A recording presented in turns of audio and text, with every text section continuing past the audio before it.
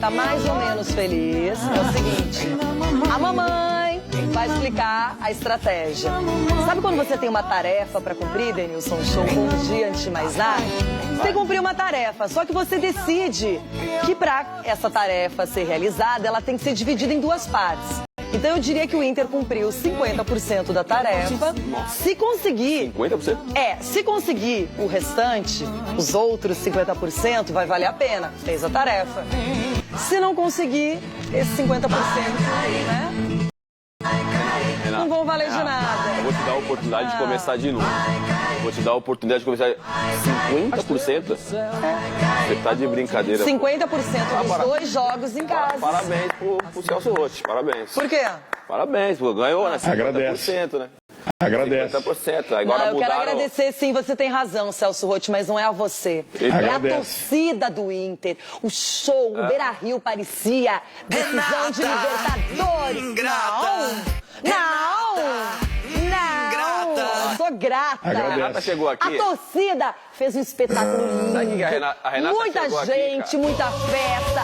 Os jogadores jogaram com raiva, gana, raça, loucura, entrega, empolgação.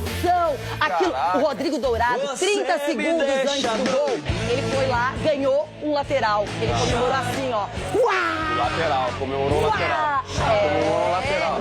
Só vou refrescar a sua memória. Estão na zona de rebaixamento ainda, viu, fiado? Sei. Mas tá comemorando com o país. Nossa, mas chegamos aos 30 pontos. Gente, 30 que zica. Não chegava a 30 pontos nunca. Todo mundo com 30 pra cima lá. Todo mundo falou. Não. Quase a Renata chegou aqui falando assim, tô super feliz. Eu falei, por quê? Ganhamos. Eu falei, pô, legal, né? Ganharam mais ainda, tá na zona de rebaixamento. Ela falou assim, não, e outra, agora é G6. Não. Eu falei, hã?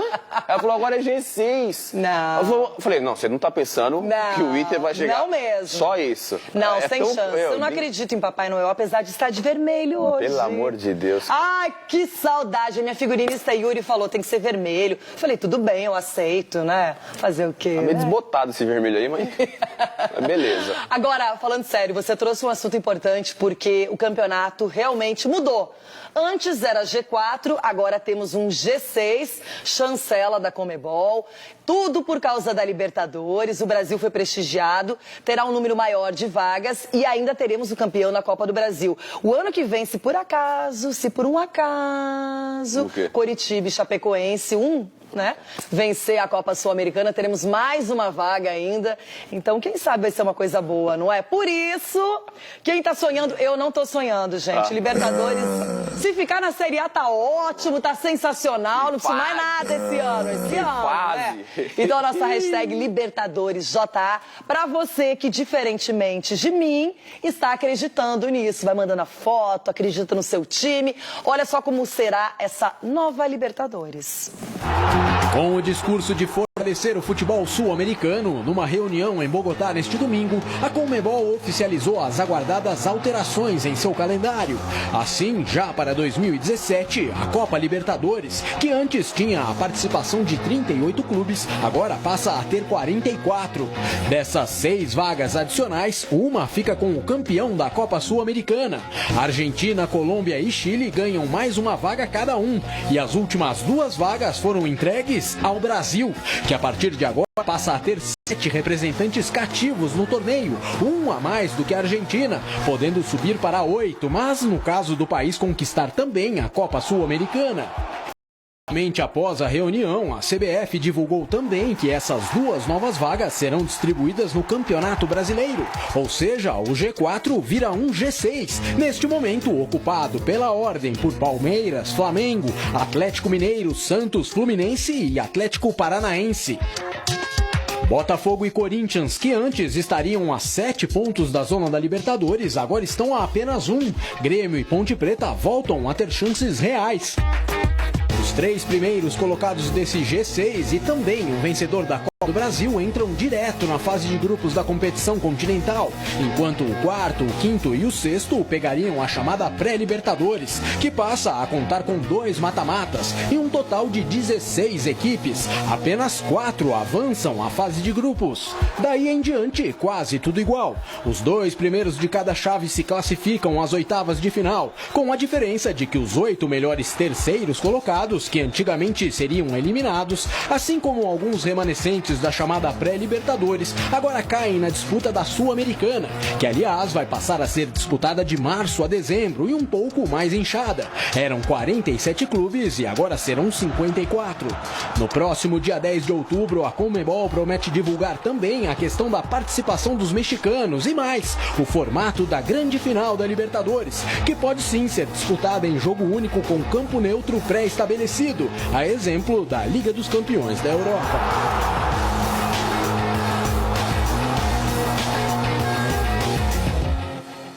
E aí, gostou, Denilson? Não muito? Hora certa, hora errada, bom, ruim? Renato, eu achei a hora errada. Porém, legal para os times brasileiros, vejo como uma valorização do Campeonato Brasileiro. Quando a Conmebol decide dar 2 vagas para os times brasileiros, aumenta logicamente a expectativa dos clubes, por exemplo, de olhar a classificação até o 10º, até a Ponte Preta ali, 38 pontos, 39 pontos, aumenta essa chance de alcançar essa vaga na Libertadores, o momento errado. Faltando 10 rodadas para acabar um Campeonato Brasileiro, provavelmente alguns times já pensando, ou todos pensando em outra temporada, mas enfim, em alguns outros objetivos, e aí dá um gás, né? A gente coloca aí Grêmio, Ponte Preta, Chapecoense, Atlético Paranaense, dá um gás a mais para essas equipes que estão lutando, Fluminense, que já está ali muito próximo e tudo mais, dá um gás a mais para esses times, mas o momento foi errado. Não acho legal você tomar qualquer tipo de decisão na metade do campeonato, um pouquinho mais da metade do campeonato.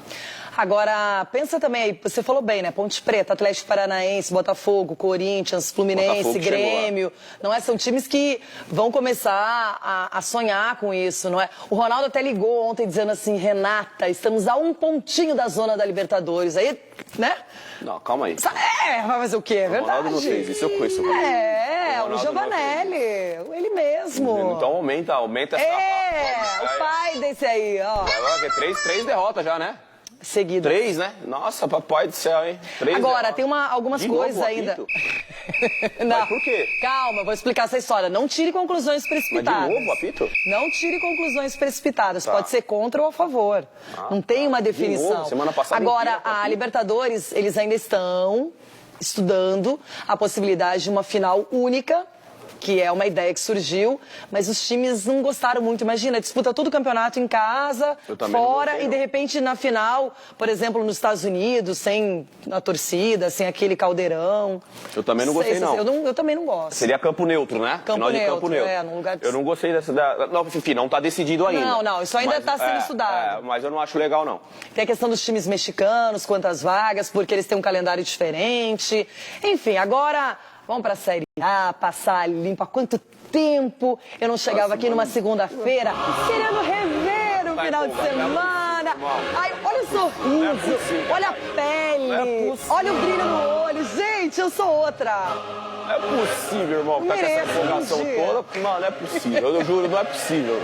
Tá bom, é o seguinte. Vamos dar empolgação pro empate, né? Porque São Paulo e Flamengo, o jogo mais esperado da rodada, ficou no 0-0. Ambas as equipes perderam oportunidades. 0-0, hein, Denilson? Abre o olho. Abre o olho, tá bom. Tá bom. Fim de jogo, 0-0. Chato, né? Normalmente, esse resultado não agrada ninguém. Todos incomodados, jogadores, comissão técnica, diretoria, o clube, isso é normal, porque nós temos que jogar na parte de cima da tabela, não acontece, então nós temos que ter brilho nessa situação e brigar bastante para sair dela. 10 rodadas ainda, muita coisa pode acontecer. Hoje foi uma rodada que não foi tão boa pra gente, não está sendo tão boa pra gente, mas isso faz parte, ainda tem muita coisa para acontecer. Quem sabe já na próxima rodada a gente possa reencontrar a vitória. E não agradou nem São Paulinos, nem flamenguistas, porque os dois precisavam da vitória.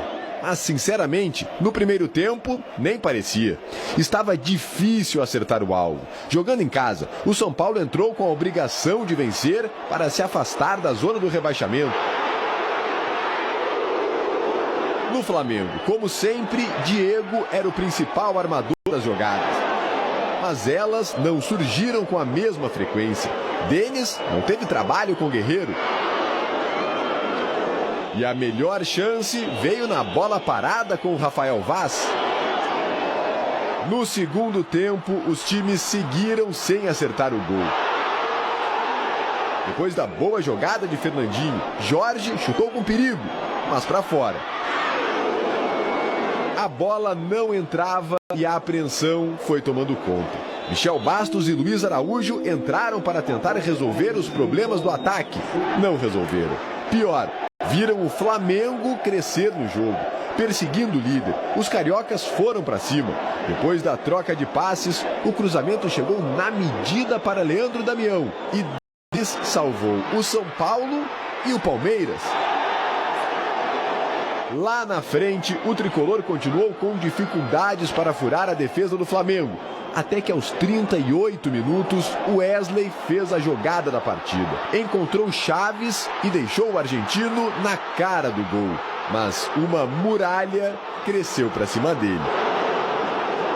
Lamentavelmente, isso fez com que a gente não conseguisse os 3 pontos. E se eu tivesse feito o gol, teria definido a partida. E eu vou embora com bronca pessoal, porque eu acho que o time fez um bom jogo. Merecia ter vencido.